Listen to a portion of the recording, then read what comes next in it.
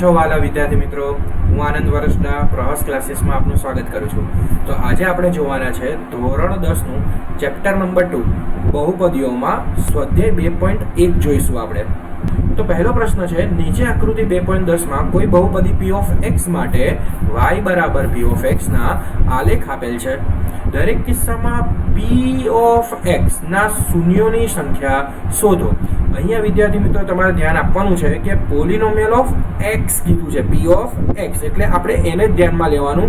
તો અહીંયા જે x અક્ષ જે આપેલો છે, અહીંયા તમે જોઈ શકો છો, જે આ આડી રેખા છે એને x અક્ષ કહેવાય અને જે આ ઊભી રેખા છે y છે। એમાં આ x અક્ષને ધ્યાનમાં લઈને એના ઉપર જેટલા પણ બિંદુ ટચ થાય છે એ આપણા શૂન્યોની સંખ્યા છે એવું આપણે માનીને ચાલવાનું છે, બરાબર। તો હવે જુઓ, આપણે પહેલો આલેખ જોઈએ।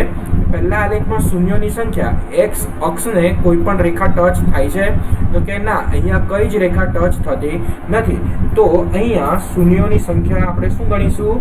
તો અહીંયા આવશે શૂન્યોની સંખ્યા છે 0, એક પણ શૂન્યની સંખ્યા નથી। હવે જોઈએ આ બીજો દાખલો। તો બીજામાં શું કહે છે?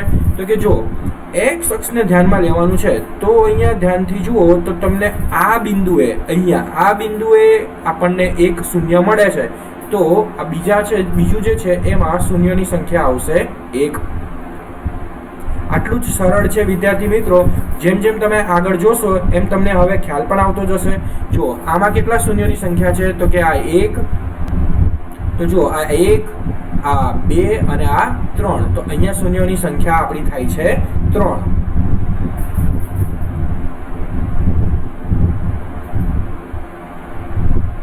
હવે અહીંયા જુઓ તમે, તો અહીંયા એક આ અને એક આ, તો અહીંયા શૂન્યોની સંખ્યા થાય છે 2। ચલો હવે આ આલેખમાં જોઈએ તો એક બિંદુ અહીંયા મળે છે, બીજું અહીંયા મળે છે।